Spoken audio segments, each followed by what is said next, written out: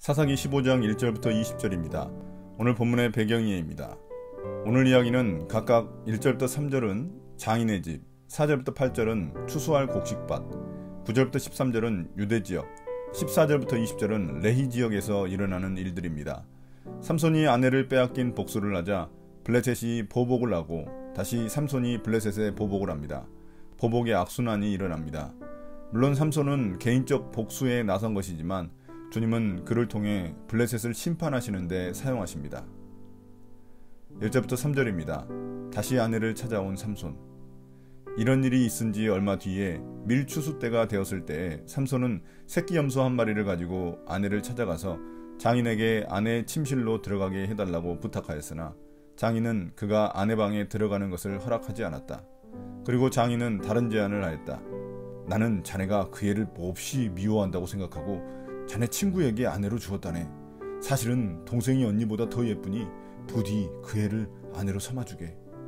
그러자 삼손이 그들에게 이번만은 내가 블레셋 사람들에게 어떤 손해를 끼친다 해도 나를 나무라지 못할 것이오 하고 말하면서 앞서 결혼식을 다 마치지 않고 화가 나 자기 집으로 돌아가 버린 삼손이 결혼하려던 그 여인의 집에 다시 찾아왔습니다.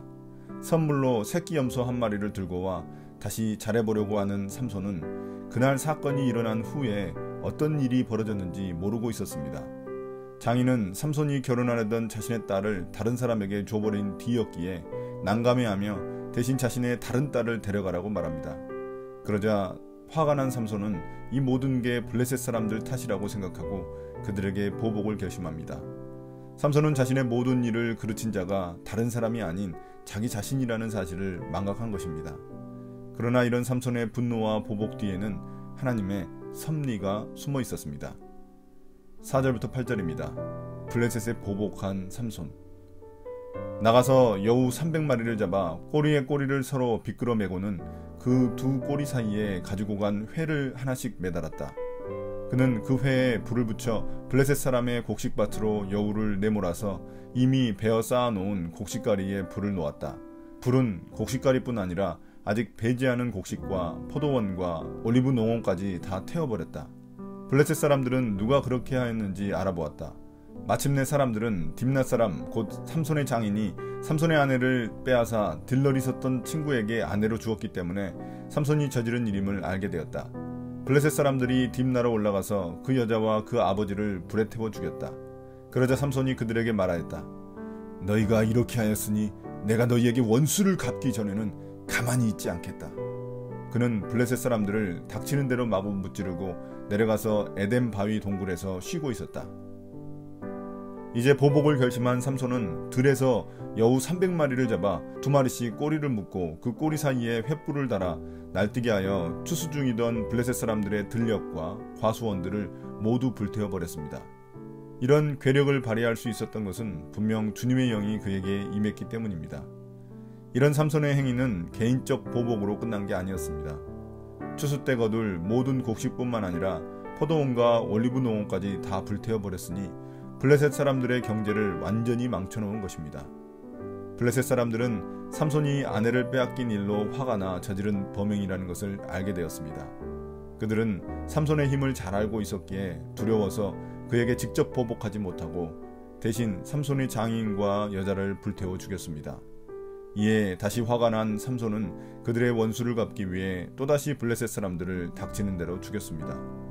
이처럼 삼손의 충동적인 보복은 결국 자신의 아내 될 여자를 영영 잃어버리는 결과를 초래했습니다. 그러나 어찌되었든 삼손의 복수심을 통해 하나님은 블레셋을 심판하시려는 뜻을 이루셨습니다.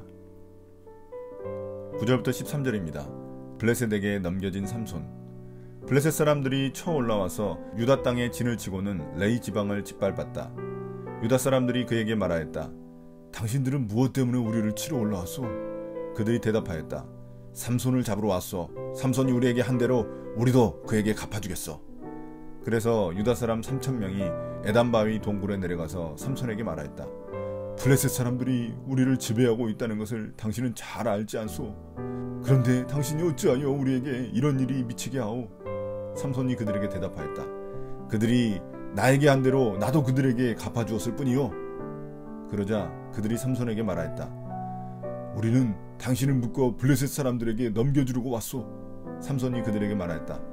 그렇다면 나를 죽이지 않겠다고 맹세하시오. 그들은 삼손에게 다짐하였다. 결코 죽이지 않겠소. 우리는 당신을 묶어서 그들에게 넘겨만 주겠소. 결코 우리가 당신을 죽이지는 않겠소. 그리고 그들은 새 밧줄 2개로 그를 묶어서 바위 동굴에서 데리고 나왔다. 이제 복수를 마친 삼손은 블레셋 사람들을 피해 유다 지파 구역이던 에담 바위 동굴에서 쉬고 있었습니다. 그러나 삼손의 보복은 또 다른 보복을 불러왔습니다. 블레셋 사람들은 삼손이 유다 지방에 있다는 것을 알아내고는 유다 땅에 속한 레히 지방을 짓밟아 버렸습니다. 유다 사람들을 괴롭혀서 삼손을 내놓게 할 심산이었습니다.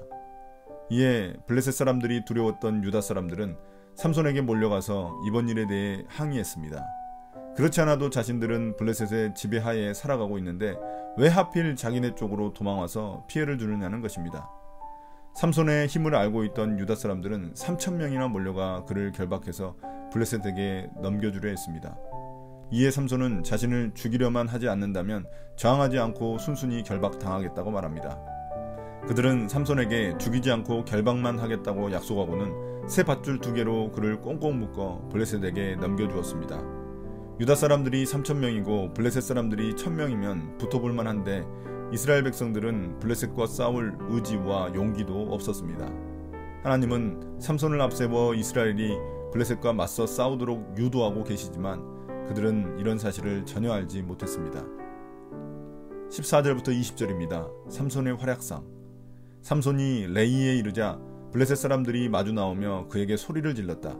그때 주님의 영이 그에게 세차게 내리니 그의 팔을 동여매었던 밧줄이 불에 탄 삼오라기같이 되어서 팔에서 맥없이 끊어져 나갔다. 마침 삼손은 싱싱한 당나귀 턱뼈 하나가 있는 것을 보고 그것을 손에 집어들고 블레셋 사람을 1,000명이나 쳐 죽이고 나서 이렇게 외쳤다. 나귀 턱뼈 하나로 죽음을 무더기로 쌓았다. 나귀 턱뼈 하나로 1,000명이나 쳐 죽였다.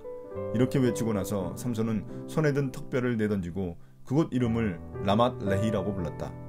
삼손은 목이 너무 말라서 주님께 부르짖었다.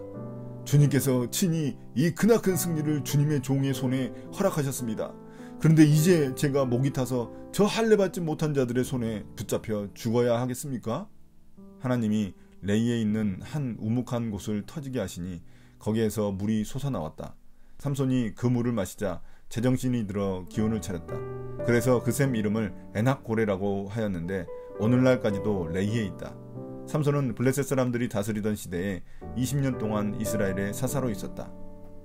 이제 블레셋 사람들은 붙잡혀온 삼손을 보자 흥분하며 소리를 질러댔습니다. 자신들의 농사를 완전히 망쳐놓은 장본인을 만났기 때문입니다.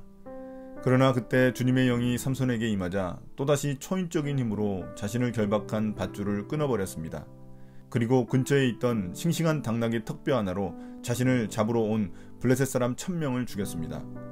재밌는 것은 삼손이 사용한 턱뼈가 히브리어로 레히입니다. 그러니까 삼손은 레히 지역에서 레히를 가지고 블레셋 사람들의 레히를 날려버린 것입니다.